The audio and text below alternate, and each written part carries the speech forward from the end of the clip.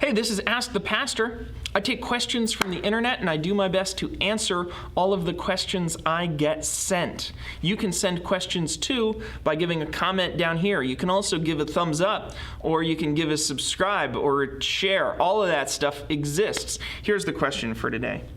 Should we solicit door to door to tell people about the good news? What's the best way to share a good news in a way that's receptive to everyone? Okay, interesting question.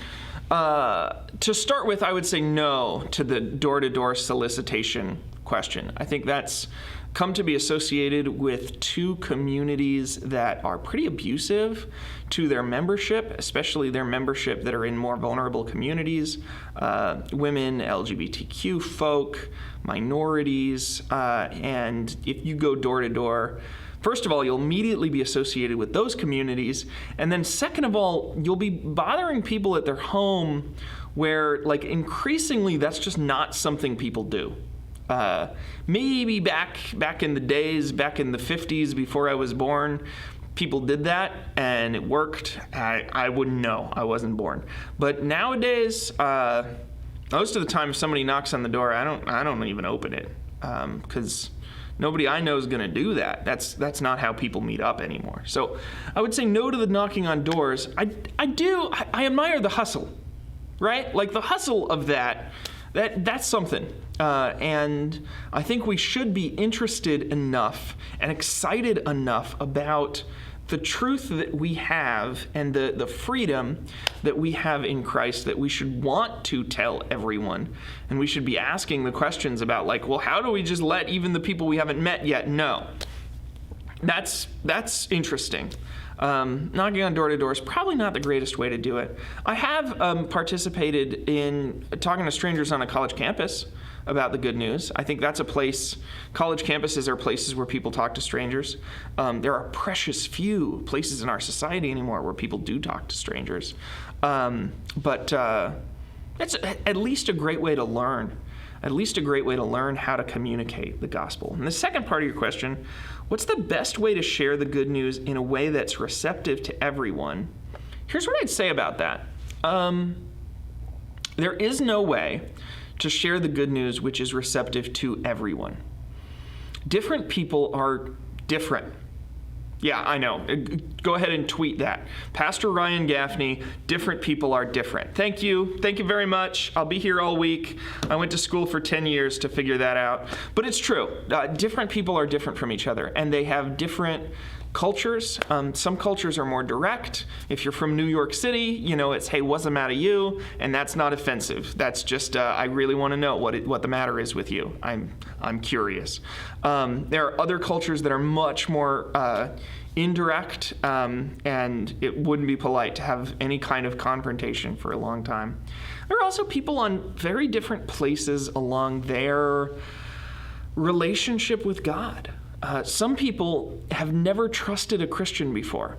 They automatically associate Christianity with hatred and homophobia and bigotry and there's just a lot of work that needs to be done in terms of the best way to share the good news to someone like that is to be trustworthy and to love them. And then there are other people that have like real intellectual concerns that say, I would love to be a Christian. It sounds nice to me, but I am worried about this. Can somebody explain like what the Dead Sea Scrolls are all about? Because I just want to have that answer before I dedicate my life to something. And that's really reasonable. And we need to be able to give those people good answers. And then there are some people that are like, well, whatever, Dead Sea Scrolls of a thing, and they pretend like they've got intellectual difficulties, but they've got like other issues. They don't want to give a commitment, or there's been a bad taste in their mouth from religious people in the past, and we've got to untangle those things. So the best way to share the good news is to know people.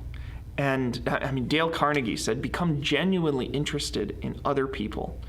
So pay attention to the people around you and grow your circle.